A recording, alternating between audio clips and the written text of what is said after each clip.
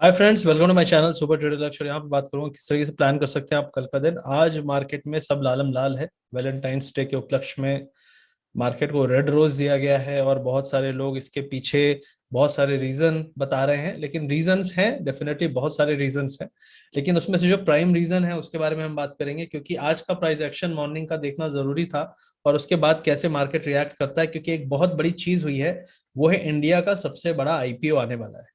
और आईपीओ जब इतना बड़ा आता है तो उसको चाहिए पैसा, लिक्विडिटी, और वो है सरकार का आईपीओ। तो सरकार के आईपीओ में डेफिनेटली आपको दिखेगा कि या थोड़ा इंटरेस्ट पब्लिक का दिखेगा, जो सरकारी सरकारी में जिनको ज्यादा प्यार रहता है, प्रेम रहता है। दूसरा है कि म्यूचुअल फंड्स को भी थोड़ा मोड़ा जाएगा कि भैया तुम लोग भी सपोर्ट करो, क्योंकि इस पूरे आईपीओ की सक्सेस के लिए आपको बहुत पैसा लगेगा। क्योंकि 70,000 60-70,000 करोड़ का ये आईपीओ होगा, 60-70,000 करोड़ का। तो उसमें कम से कम 5x से 10x आपको लिक्विडिटी लगेगी उसको कहने के लिए कि यार चलो 10x सब्सक्राइब हो गया और वट, एटलीस्ट 3-4 लाख करोड़ तो आपका लिक्विडिटी जाएगा।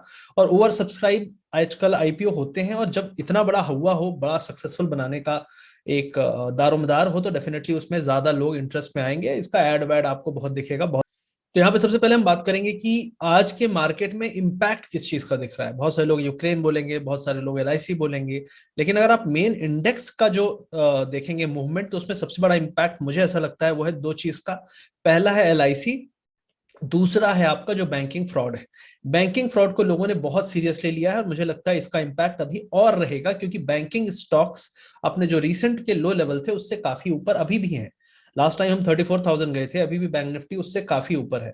और आप देखेंगे आज के जो लीडर हैं जो नीचे की तरफ गए हैं, वो देख सकते हैं आप, HDFC, ICICI bank, HDFC bank.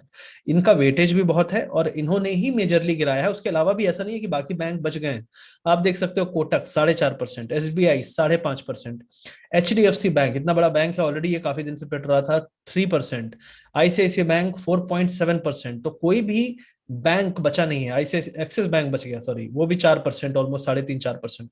तो ये दिखा रहा है कि काफी जो इम्पैक्ट था वो बैंकिंग में था। तो बैंकिंग में प्रेशर है, ठीक है। तो नो डाउट कि बैंकिंग यहाँ पे वीक है। दूसरी चीज है कि आईटी कम कमजोर है, क्योंकि आईटी ऑलरेडी पिट रहा था काफी दिनों से और टीसीएस ने संभाला हुआ था आईटी को। लेकिन उससे बड़ी चीज यहाँ पे ये है समझना कि चलो ठीक है, बैंकिंग फ्रॉड को लेकर बैंक निफ्टी काफी वीक था, उसके चक्कर में निफ्टी में भी सेलिंग आई और बाकी स्टॉक भी वीक हैं, आप देख सकते हैं। ऐसा नहीं कि कोई स्टॉक कम टूटा है, 3-3 4-4% ये बड़े बड़े स्टॉक गिर रहे हैं। उसके अलावा अगर आप देखेंगे यहाँ पे, तो यहाँ पे जब आप देखेंगे इंडेक्स में, तो बीएससी आईटी जो सबसे कम गिरा है वो भी 1.8% गिरा है। तो आप आपको समझ में आना चाहिए कि क्या हालत थी। और जो सबसे ज्यादा पिटाई हुई वो हुई है रियल एस्टेट सेक्टर की, रियलिटी की, metal, banking, financial, base metal. तो इन काफी पिटाई हुई है। आप देख सकते हैं 4-4 5-5% गिरे हैं, रियलिटी 5% गिरा है। तो ये कमजोर रहने वाले हैं। और इनमें जब सेलिंग, अब ऐसा नहीं कोई सेक्टर बचाओ, सब के सब गिर रहे हैं, तो ये दिखा रहा है कि ब्रॉड बेस्ड सेलिंग है। दूसरा है जो फ्रॉड को लेकर लोगों के अंदर नेगेटिविटी आई है बैंकिंग को लेकर, तो वो बैंकिंग में जारी रह सकती है, क्योंकि बैंक निफ्टी ने आखिरी आखिरी में लोवेस्ट पॉइंट पे क्लोजिंग दी है। मतलब लोग इसमें बाय नहीं सेल करके भाग रहे हैं।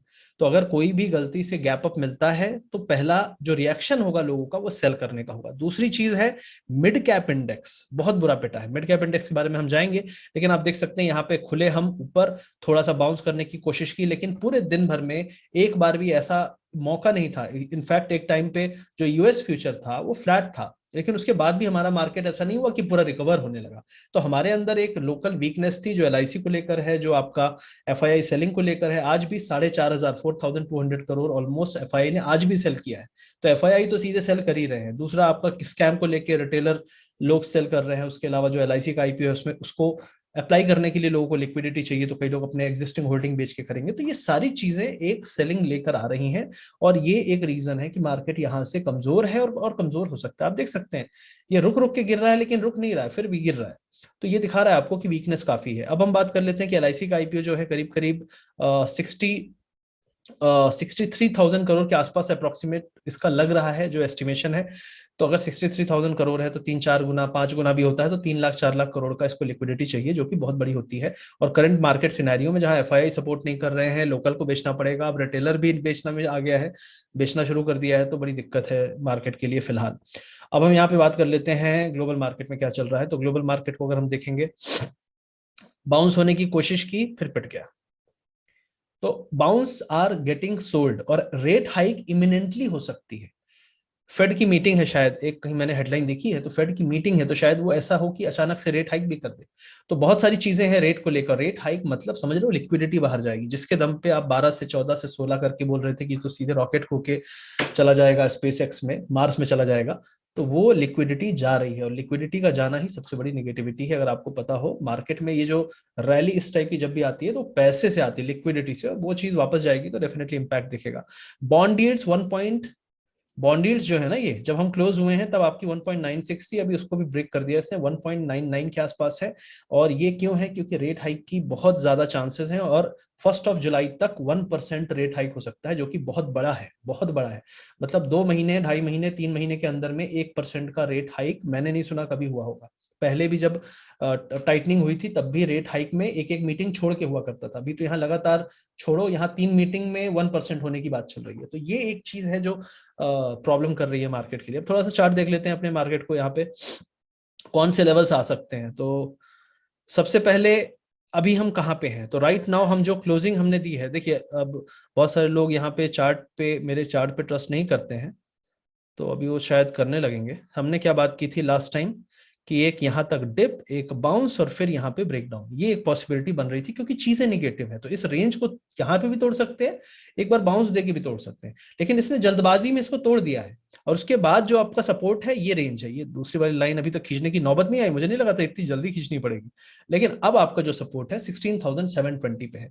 मुझे ऐसा लगता है कि कल मॉर्निंग में हम 16,700, 720, 650 तक भी जा सकते हैं।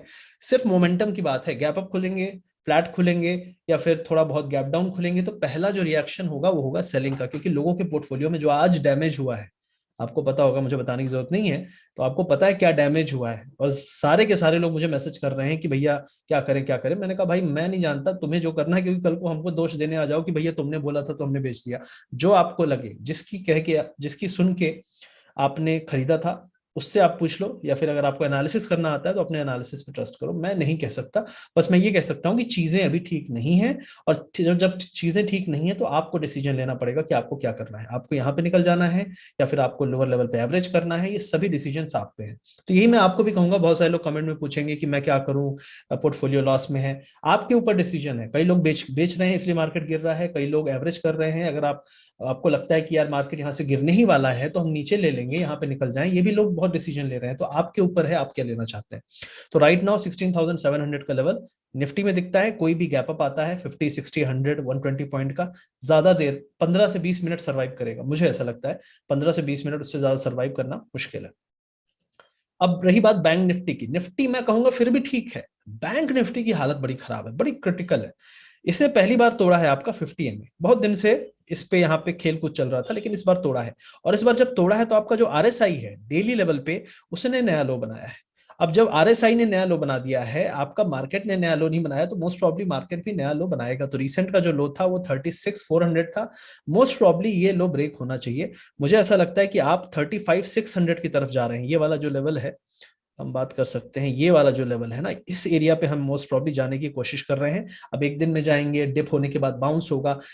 एक चीज समझ लीजिए, आज बहुत सारे लोग मुझे मैसेज कर रहे हैं, सर मैंने पुट ले लिया। मैंने कहा कब? बोले 3:30 पे, मतलब क्लोज होने के पहले। मैंने कहा कहाँ से लोग आते हैं? जब लेना है तब नहीं लेंगे, जब दुनिया ले रही है तब लेंगे। तो चलो ठीक है, हो सकता है बच जाओगे, लेकिन पॉइंट वो नहीं है। पॉइंट ये है कि कल कई लोग गिरने के बाद पुट लेंगे। भाई पुट लेना था तो आपको आज लेना था, कल जब ऑलरेडी गिर चुका होगा तो नीचे पे पुट नहीं लेना है। तो इस तरह की गलती मत करिए, इससे बेटर है बस दूर रह के थोड़ा देखिए। लेकिन मार्केट में फिलहाल अगर आपका जो हृदय है, मतलब हार्ट अगर बहुत कमजोर है, धुक धुक होता है, तो धुक धुक हो रहा है, तो आप प्लीज ऐसा मत करना कि आप घुस जाना, क्योंकि मार्केट आपको टेंशन देता है, आजकल बहुत ज्यादा दे रहा है।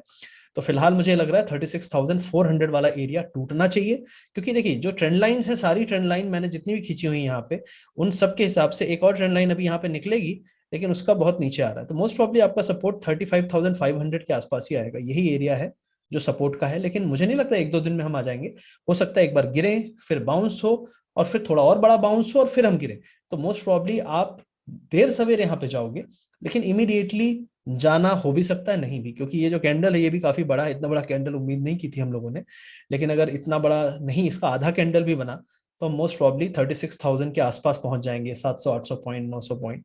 तो मोस्ट प्रॉब्ली कल मुझे लगता है मॉर्निंग में हमको डिप देखने को मिलेगा। उसके बाद क्या होगा, आपको सेटअप देख के निकलना है, एंटर करे रहना है, ये आपको देखना पड़ेगा प्लीज। तो अगर मॉर्निंग में डिप मिलता है तो बुक करने की भी सोच सकते हैं, लेकिन मॉर्निंग में बहुत बुलिश होकर खरीदने की चेष्टा ना करें, वरना चेष्टा हो जाएगा आपके साथ। बहुत सारे लोग चेष्टा चेष्टा करते हैं तो चेष्टा ही हो जाता है।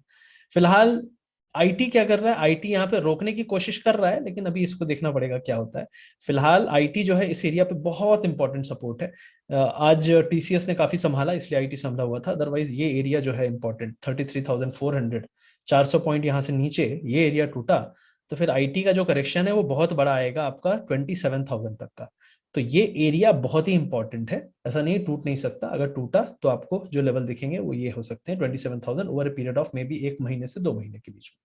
मतलब पोजिशनली बात कर रहा हूँ, बहुत सारे लोग पोर्टफोलियो बनाने की जो बात करते हैं ना, उनके लिए ये सभी ट्रेंड लाइंस और ये सभी लेवल्स देखना जरूरी है, तो आप प्लीज देख लेना। ठीक है, अब इसके अलावा बात करेंगे आपका कि संभालने वाला कोई काम कर रहा है नहीं कर रहा है। तो आईसीआईसी बैंक सबसे पहले जो एक बहुत इंपॉर्टेंट ट्रेंड को तोड़ा है, आपकी 50 MA है ये डेली की, इसको तोड़ने के बाद एक चांस ये है, आप यहाँ पे ट्रेंड लाइन देखेंगे मोस्ट प्रोबेबली आप 726 726, तो यहाँ पे आईसीआईसीआई बैंक के लिए अभी और डाउन साइड दिख रहा है। ठीक है, विथ ऑल प्रोबेबिलिटीज हम इसको थोड़ी ऊपर भी लाइन उठा दें तो भी आपका 730 तक तो मुझे लगता है कि एक बार ये टच करने आएगा। एसबीआई की बात करते हैं यहाँ पे, तो एसबीआई अपना 50 MA के आसपास है। यहाँ पे जो मोमेंटम है आरएसआई को देख के तो लग रहा है मोमेंटम बड़ा तगड़ा है, क्योंकि इसने यहाँ पे आप देख सकते हैं फ्लैट हो गया है आरएसआई, लेकिन मार्केट ने नया ही बनाया। तो ये दिखाता है कि यहाँ पे क्लियरली डाइवर्जेंस था, जो ये रैली हुई थी इसमें स्ट्रेंथ नहीं थी, और जब गिर रहे हैं तो इसमें स्ट्रेंथ काफी है। तो ये लो जो थे 489 के, मोस्ट प्रॉब्ली ये टूट सकते हैं, मोस्ट प्रॉब्ली टूट जाएंगे। अब हम बात कर लेते हैं यहाँ पे एक्सिस बैंक की। तो एक्सिस बैंक पे मैं पहले भी थोड़ा सा ज्यादा बियरिश नहीं था, लेकिन अभी जिस तरीके से गिरा है ये, तो मोस्ट प्रॉब्ली आप 747 750 की तरफ जा सकते हैं। जो रिसेंट का हाई था वो यहाँ का लो या सपोर्ट की तरह काम कर सकता है, ये एक लॉजिक है, तो इस हिसाब से यहाँ पर आ सकते हैं 753 के आसपास। अब उसके अलावा HDFC bank the big guy, इसकी बात कर लेते हैं। तो एचडीएफसी का सपोर्ट आपको पता है 1446 था, तो यहाँ पे भी 1.5-2% का फॉल यहाँ पे भी ड्यू है। कोटक बैंक की बात करें तो कोटक बैंक ने अपना इंपॉर्टेंट लेवल तोड़ दिया है। अगर इस ट्रेंड लाइन को हम स्ट्रेच करें तो आपका इसका सपोर्ट 1620 1630, तो यहाँ पे तो बहुत फॉल है। कोटक बैंक में 80-90 रुपए तो इजिली आ जाएगा, 100 रुपए भी आ सकता है। तो यहाँ पे कोटक बैंक एक बहुत इंपॉर्टेंट ट्रेंड लाइन तोड़ा है, आप देख सकते हैं। इसको तोड़ने के बाद सपोर्ट जो है यहाँ पे आ रहा है। तो कोटक बैंक काफी कमजोर है। एचडीएफसी बैंक में 2% का डाउनफॉल हो सकता है। एक्सिस बैंक में भी आपका करीब 20 रुपए 25 रुपए का हो सकता है।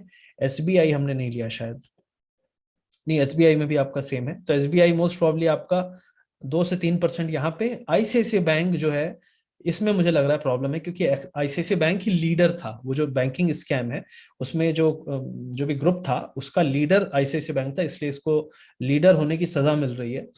तो मोस्ट प्रॉब्ली इसको इस लेवल तक पहुंचा भी सकते हैं ये लोग। तो 730 के आसपास इसका सपोर्ट हो सकता है।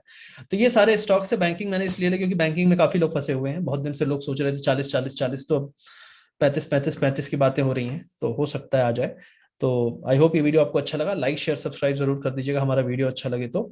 और अगर आपको सीखना है, मैं बताना भूल गया था, आज हम लोग गिरने में इतना मजे में बिजी हो गए थे कि हम लोग, मैंने बता नहीं पाया। जिसको भी सीखना है हमारा एसटीएल सुपर ट्रेडर प्रोग्राम है, उसमें डिस्काउंट चल रहा है। तो आप वीडियो के डिस्क्रिप्शन पिन कमेंट में मैं डाल दूंगा, आप चेक कर लीजिएगा लिंक। ऐप इंस्टॉल करना पड़ेगा, वहां पे कोड डालना पड़ेगा, कोड डाल के आप परचेज कर सकते हैं कोर्स। स्टार्टिंग है 6000 समथिंग 6500 के आसपास से।